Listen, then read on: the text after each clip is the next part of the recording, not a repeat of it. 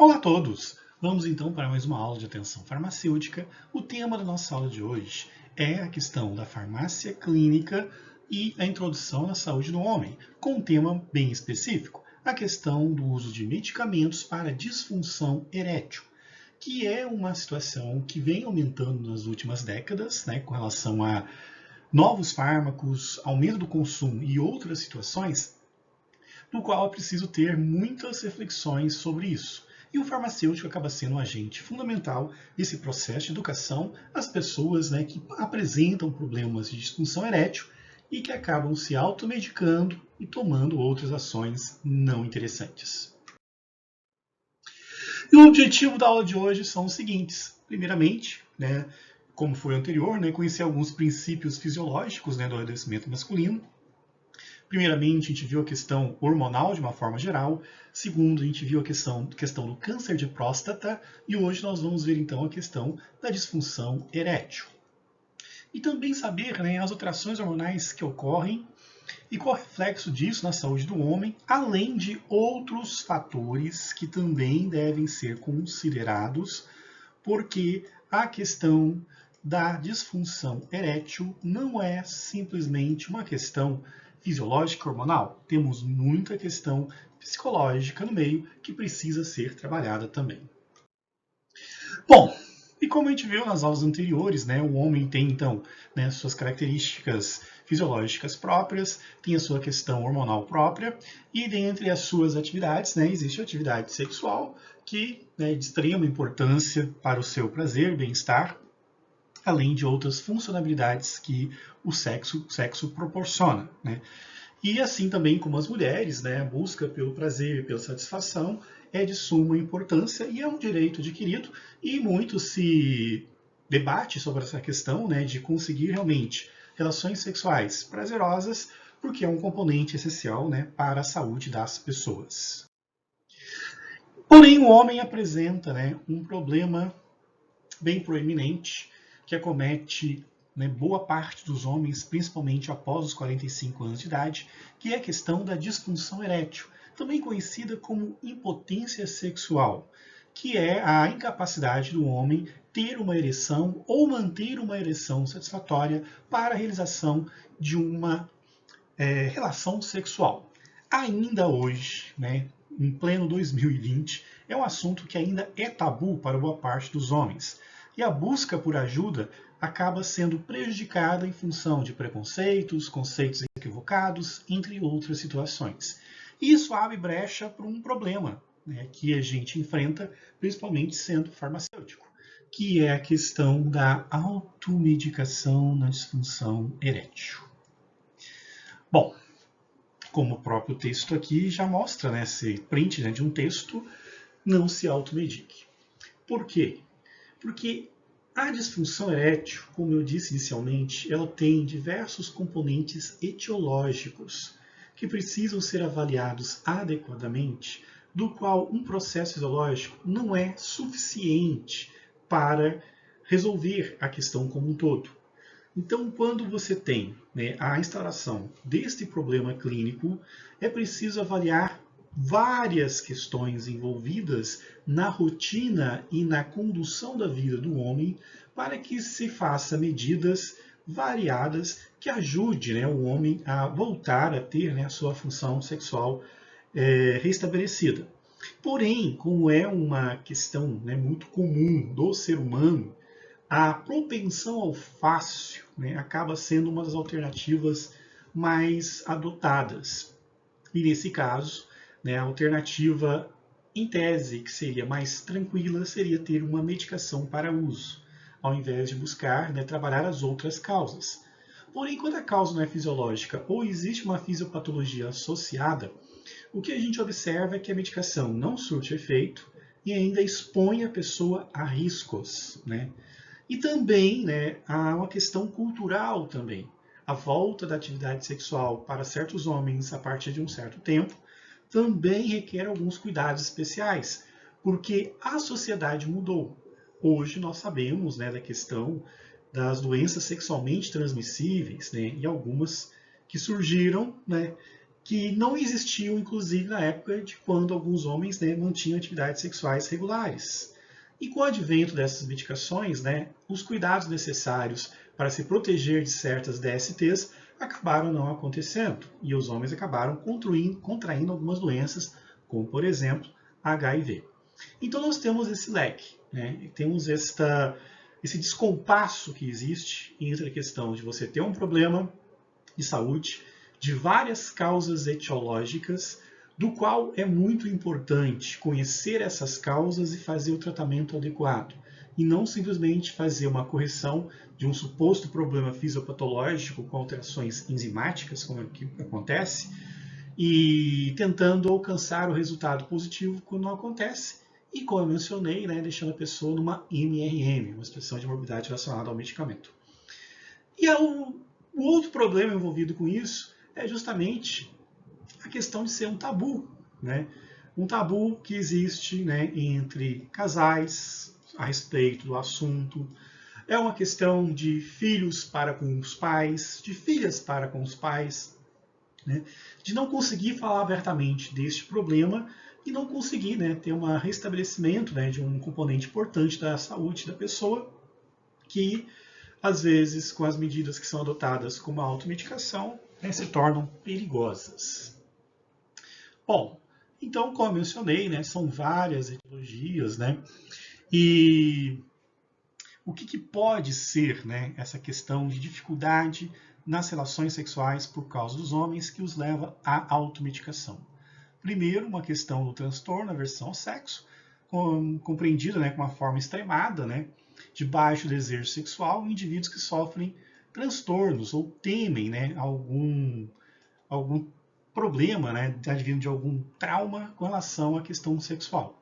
O que isso significa? Um exemplo, né? Talvez a pessoa termine um relacionamento do qual estava muito vinculada e ainda afetivamente ligado à pessoa que ela tinha relação sexual anteriormente, não consegue estabelecer um novo ciclo de relações sexuais, né?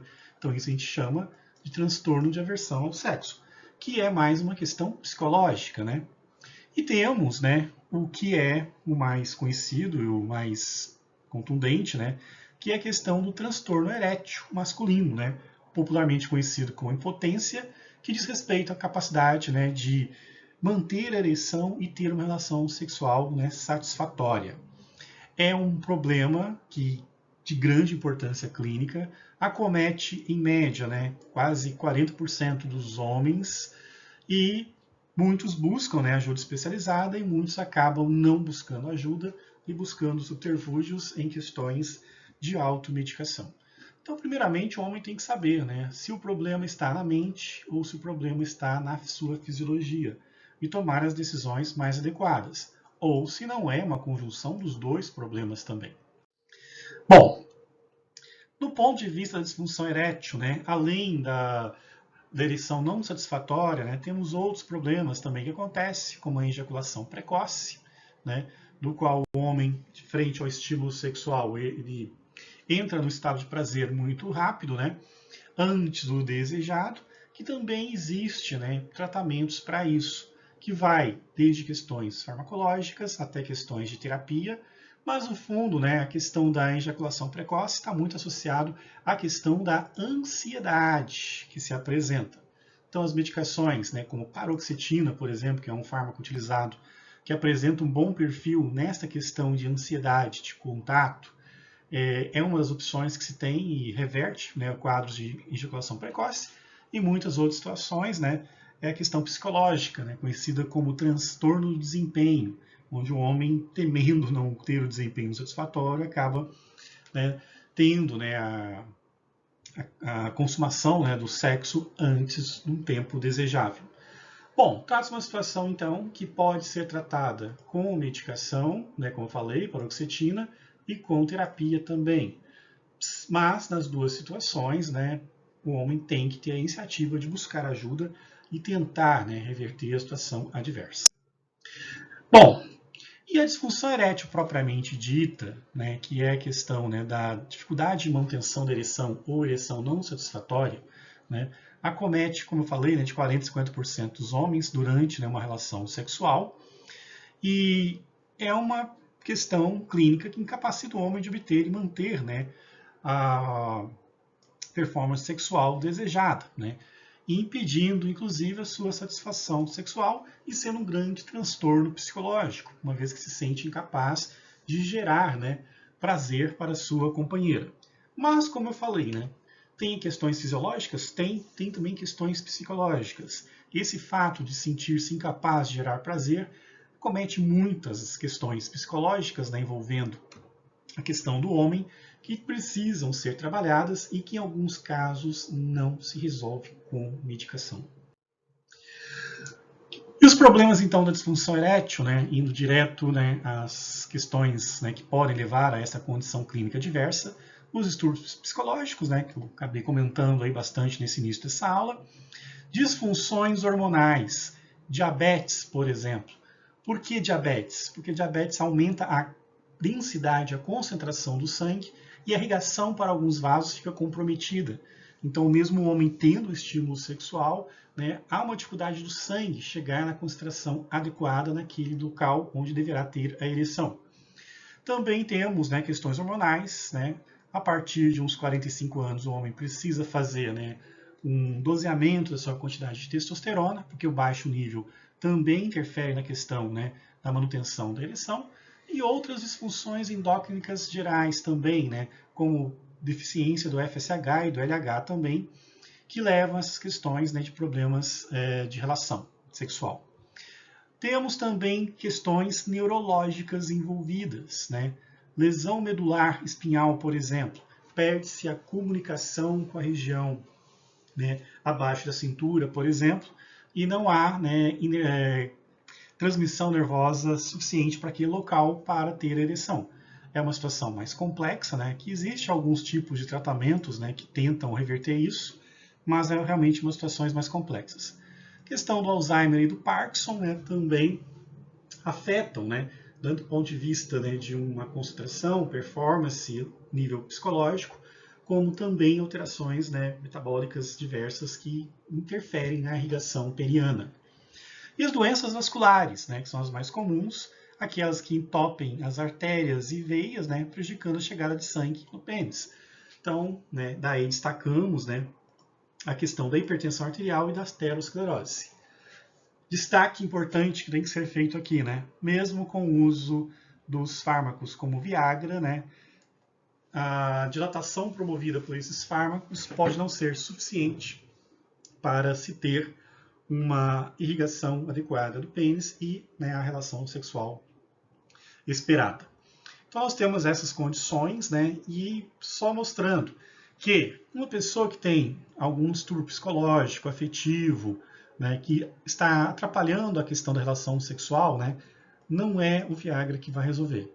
Quem tem diabetes tem que cuidar da sua diabetes. Quem está com baixa taxa de testosterona tem que fazer uma reposição. Quem tem outras disfunções endócrinas diversas, né, como FSH, LH, tem tratamento para isso, né. Questões de lesão, né, infelizmente uma situação complexa. Alzheimer e Parkinson também são situações à parte, né, que precisam ser pensadas. E as doenças vasculares também, né, quem é hipertenso tem que tratar, apesar de alguns medicamentos antihipertensivos serem, né, causarem impotência, mas há uma grande quantidade que pode ser feita, né, de substituições. E a aterosclerose também precisa ser tratada. Não é uma questão pura e simples. Não existe uma questão de propensão ao fácil nessas horas, de você achar que uma pílula vai resolver o seu problema. Além disso, uma outra questão importante, tá, gente? Esses medicamentos não são afrodisíacos. O que é afrodisíaco? É o que aumenta a libido, o desejo sexual, né? E se a pessoa, por um distúrbio psicológico, né, tem problema na libido, né, na questão de ter o desejo sexual, esses medicamentos não surtirão efeito, né? E é necessário ter uma forma diferenciada para o tratamento. Pois bem, seguindo então, né, na nossa aula, temos outras questões também importantes, né, deixo aqui por último para destacar, que às vezes passam desapercebido, né, que é a questão do alcoolismo e do tabagismo, do cigarro. Também levam a problemas de impotência e disfunção erétil e, né, a suspensão no uso dessas substâncias é o princípio para o tratamento adequado. Então, nós temos essas condições. E etiologicamente falando, né, que a gente pode falar de causas, né, da disfunção erétil envolvendo essas características anteriores, né. Do ponto de vista fisiológico e também psicológico, né, nós temos a questão da qualidade do sono. Então, um estudo feito, né, na Universidade Federal Paulista apontou que pacientes que sofrem de impotência sexual despertam mais durante a noite e apresentam sono fragmentado, sem considerar, né, atingir o estado de sono profundo. Então, se você não tem uma boa qualidade do sono, uma boa higiene diária para garantir um bom sono, você pode estar, né, lidando com esta causa, né, ou as pessoas que vocês conhecem, lidando com esta causa e não trabalhando adequadamente. Então, o sono é importante. Além disso, né, a falta de sono aumenta problemas cardiovasculares, que a gente viu que contribui para a disfunção erétil, diabetes e o ganho de peso também, né, que está diretamente ligado à questão de diabetes e da hipertensão também. Então, falta de sono é um dos motivos, né? O uso de drogas, né? Um estudo da Universidade Real de Londres, né, confirmou que o cigarro, como mencionei há pouco, né, aumenta o risco de impotência sexual. Né? Então, quem fuma tem 40% de chance de sofrer disfunção erétil, comparado com os não fumantes. Né? E quanto maior o número de cigarros, maior a chance do problema se manifestar. Né? Daí, né, 20 cigarros por dia aumenta 24% as chances de sofrer impotência. Né? Então, isso se dá, né, porque o cigarro tem substâncias que entopem microcirculação, atingindo, né, o pênis e sua ereção. Então, gente, né, cigarro, nem pensar. Diabetes, né? Então, a diabetes também é um fator, né? Além da questão envolvendo, né, a densidade do sangue que aumenta, né? Temos que considerar que a região do pênis é muito sensível a alterações vasculares causadas pela diabetes, né? E aproximadamente metade dos diabéticos apresentam problemas de ereção. Então, se quer resolver o problema da impotência, né? Então, tem que cuidar adequadamente da sua diabetes. Além disso, a obesidade, né? Então, a obesidade, além de aumentar, né, problemas de circulação que afetam diretamente a relação sexual, né, também é um sinal de sedentarismo, né, que aumenta as chances de função erétil. Então, o obeso sofre, né, com impotência sexual devido ao sistema circulatório debilitado, né, e que reflete na ereção. Né. Além disso, se tiver acompanhado de colesterol, o problema vai aumentando cada vez mais. Então, né, para evitar nada de tomar qualquer tipo de medicamento, primeiro, né, cuidar do excesso de peso. Outros motivos, né, associados a questões psicológicas, o estresse do dia a dia. Recentemente saiu um trabalho, né, na questão da pandemia, né, muitos homens foram acometidos de disfunção erétil no período da pandemia, pelo estresse, pelas questões, né, de insegurança econômica, entre outros, né. Então, nós temos aí um problema que precisa ser tratado também, né. Então, com relação ao estresse, né, tem alternativas para isso. E a ansiedade, né, um dos grandes maus do século, né. Então, desde questões gerais até no momento da própria relação sexual, né, a questão de estar ansioso e preocupado aumenta a chance desse problema, então, se manifestar. Há questões do sentimento de culpa também, questões psicológicas, e a depressão também, né, leva à questão de uma aversão ao sexo e também uma disfunção erétil, sendo necessário, então, né, o tratamento adequado. Tem-se dados, né, que afirmam que a depressão pode ser a causa da disfunção erétil, mesmo quando o sujeito se sente confortável em relações sexuais. E a medicação e os fármacos associados ao tratamento de depressão também podem causar impotência sexual masculina. Sendo necessário, então, avaliar qual é a medicação que causará menos impacto, né, na atividade sexual daquela pessoa. Ainda mais questões psicológicas, né? A baixa autoestima, a indiferença, questões, gente, que deixam cada vez mais evidente, né, que existem, né, problemas psicológicos e fisiológicos, e não é uma pílula que atua sobre uma certa enzima, aumentando a irrigação do pênis, que vai resolver. Né? É necessário, então, pensar bastante isso, e temos que considerar, né, que uma grande parcela de pessoas de uma certa idade, né, de uma certa faixa etária, estão, né, sendo vitimadas pelo uso indevido, né, de medicações, quando deveriam tratar da sua diabetes, da sua questão psicológica, do seu colesterol, entre outras situações. Bom, uma vez então, né, que a pessoa controlou sua diabetes, controlou sua ansiedade, ou não tem esses problemas, né, que se apresentam e tudo mais, ela então é credenciada a fazer o tratamento medicamentoso, né, visto que as outras questões já foram trabalhadas e descartadas, ou estão sob controle. Nesta questão, né, nós temos hoje como principais representantes, né, o sildenafila, que foi o precursor, né, dos medicamentos para disfunção erétil, e a tadalafila, principalmente, né, que é o Cialis. Né. Esses dois medicamentos hoje, né, são os mais consumidos e os que mais têm apresentado, né, morbidade relacionada com os medicamentos.